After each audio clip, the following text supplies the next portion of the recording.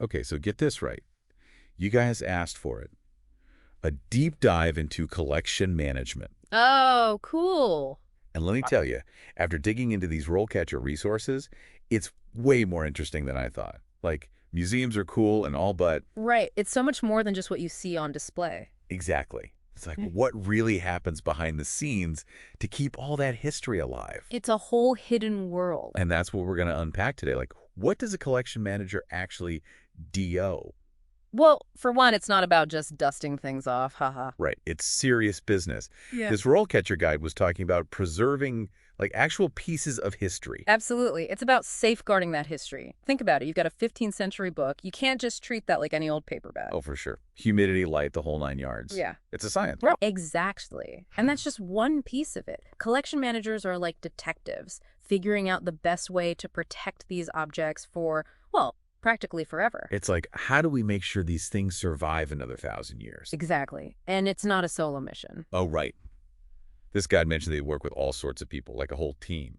It's a team effort for sure. You've got your collection managers, but then you've also got curators, conservators, all these specialists coming together. So it's like this big puzzle. Yeah. And everyone has a piece to make sure these historical items are taken care of. That's a great way to put it. So let's break it down a bit. When a collection manager walks in on Monday morning, what's on their to-do list? Well, you might find them in a climate-controlled vault, meticulously cataloging new pieces, using this database called TMS. It's like the industry standard, very high-tech. TMS, huh? Never heard of it. Oh, yeah, it's all about that attention to detail. But then later that day, they might be planning an exhibit with a curator, working out how to present objects safely. So it's a real mix of behind the scenes and, I guess, front of house work, too. So you need to be passionate about history, detail-oriented, and maybe a little bit fearless handling those priceless objects. You got it. And RoleCatcher really emphasizes that. You need that deep appreciation for the past, but also a detective's eye and a passion for learning. It's like being a guardian of history, always adapting to new discoveries. Exactly. So for anyone listening who's like, this is it, this is my dream job, Yeah. what should they study? What does RoleCatcher recommend? They actually have a really great breakdown of different paths you can take. Museum studies, art history, archaeology, anthropology, even archival science. It's pretty cool. Wow, so many options. And could someone even specialize further, like become the expert on, I don't know, ancient Roman coins? Absolutely. They actually gave an example of a senior collection manager who specializes in textile conservation. Wrote the book, or books actually, on the subject. Wow. Okay, so clearly you can niche down and become a real authority. Totally. But it's not all about the academics, right? RoleCatcher also mentioned soft skills are super important, things like communication, being able to work with a team. Yeah. So why are those so important when it seems like this job is all about the past? Because you're not just working with objects, you're working with people. You've got to be able to talk to curators, conservators, researchers, even the public to make sure everyone's on the same page about how to protect these pieces of history. It's like history might be the what, but people are the how of making sure it sticks around. Yeah, that's a good way to think about it. And speaking of talking to people, one of the coolest things RoleCatcher included was a section on common interview questions for collection managers. Oh, yeah, those are great. It's like a sneak peek into the hiring process. Totally. Like, what do hiring managers really want to see? Exactly. And one that jumped out at me was, tell me about a time you had to balance preservation needs with public access, which feels like kind of the heart of the dilemma, right? Yeah, for sure. That's the tightrope walk. It is. You've got these objects that need specific care to survive, but also you want people to be able to see them, to learn from them. Exactly. You don't want them locked away in a vault forever, right? Yeah. It's that whole Indiana Jones problem. Hide the artifact to protect it, or share it with the world. I gotta know, how do collection managers actually deal with that tension? Well, RoleCatcher gave a really cool example. They talked about this museum, right? And they had these really fragile textiles. Okay. Yeah. So they used these special cases, climate controlled, with like super specific lighting so people could see them up close without, actually like touching them. Smart. Yeah, it's a great way to kind of bridge that gap between keeping things safe and like, actually letting people enjoy them. It's like the best of both worlds. You get to see the cool stuff, but history isn't crumbling because of it. Exactly. And it shows how important it is for these collection managers to be creative, problem solvers. For sure. Yeah. Because it's not just about the physical stuff either, right? Yeah. RoleCatcher mentioned some ethical stuff, too. Oh, absolutely. Like, what do you do with objects that were, say, sacred to a certain culture? Yeah. Or have a complicated past? It's a huge part of the job. Yeah. And you have to be sensitive, respectful. RoleCatcher actually, they talked about this museum dealing with repatriation requests. Oh, wow. Yeah, like returning artifacts to their original cultures. And it was this whole thing working with communities, navigating legal stuff, ethical concerns. That's a lot to juggle. It is. But it shows how important collection managers are. Because they're not just deciding where a statue goes in a display case. It's bigger than that. Way bigger. It's about protecting cultural heritage, people's histories. It's a huge responsibility. Yeah. So let's say you've got the skills, the passion, you've navigated those ethical dilemmas. What's next? Can you move up in this field? Oh, yeah.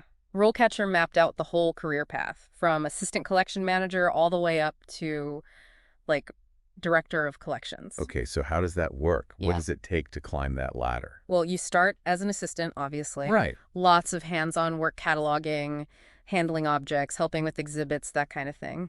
They actually profiled this woman who started as an assistant and got really into, old maps. Cool. Yeah. And she ended up becoming the museum's expert on historical cartography. No way. That's awesome. So you never know what specific thing will spark your passion. Totally. And then you move up to collection manager, more responsibility, managing loans to other places, overseeing conservation projects, even writing grants. Oh, wow. So it's like the business side of things, too. Yeah. They talked about one collection manager who, spearheaded this whole project to digitize a bunch of historical documents. Oh, cool. So people could access them online. Exactly. It's amazing how technology is changing museum work. And then at the very top, you have the directors. The head honchos. Yeah, they're responsible for the whole collection, the vision, the strategy, overseeing acquisitions, budgets, even collaborating with museums internationally. Internationally, wow. They interviewed this one director who was working with the museum overseas to preserve, shared cultural heritage. It was really interesting. That's so cool. So you could go from, carefully preserving antique maps in a basement somewhere to collaborating with people on the other side of the world. That's the thing about this field. It's always changing, always something new to learn. It sounds amazing. But, it can't all be glamorous, right?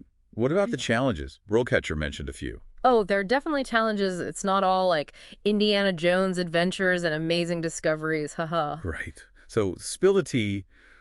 What are some hurdles someone might face? Well, one of the big ones is funding, believe it or not. Really? Yeah, preserving all this stuff, equipment, materials, expertise, it's expensive.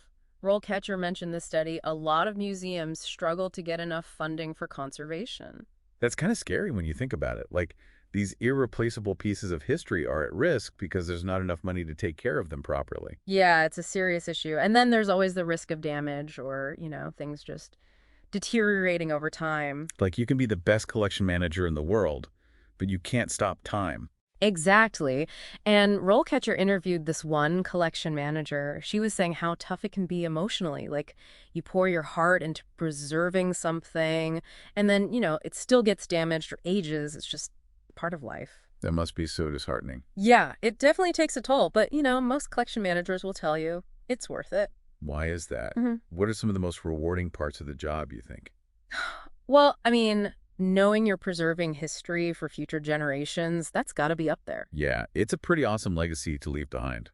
It is. Imagine being the person who saves, I don't know, a priceless painting or an important document from being lost forever. That's incredible when you think about it. It is. And then there's also that element of discovery. Oh, finding new stuff. Yeah. Remember that map lady from before? Yeah. She actually found this previously unknown map in the museum archives, and it totally changed how we understand early exploration in the Americas. Whoa. That's huge. Talk about a good day at the office. Right. So, yeah, there are challenges, but the rewards are pretty amazing. They really are. Yeah. It makes you think about that question RoleCatcher asked at the end, about what we'd preserve from our own WN lives for future generations. Oh, that's a good one. It Yeah. really makes you think about what's important, what stories we want to tell. It does, and it kind of brings it all back around, It's not just about these big, important museum collections. It's about all of us. It's about the things we treasure, the memories we hold dear, The things that make us. and how we can share those, even with people who haven't even been born yet, Exactly. It's like we're all part of this big, long story. and what we choose to preserve today. That becomes part of someone else's history down the line. I like that. And on that note, It makes you realize, like, everyone has their own collection in a way, right? totally. And who knows, maybe someday someone will be looking at our old photo albums or that weird thing you saved from high school and be like, what is this? What does it tell us about them? I mean, that's kind of beautiful when you think about it. It is. It's like we're all contributing to this giant tapestry of history, even in small ways. I love that idea. Well, on that note, I think we've officially reached the end of our deep dive into collection management. Then what a dive it's been. Seriously. Big thanks to our awesome listeners for this suggestion and for sending over these RoleCatcher resources. Yeah, thanks for sharing those. For sure. This was a fun one, so keep those suggestions coming, folks. And until next time, happy learning.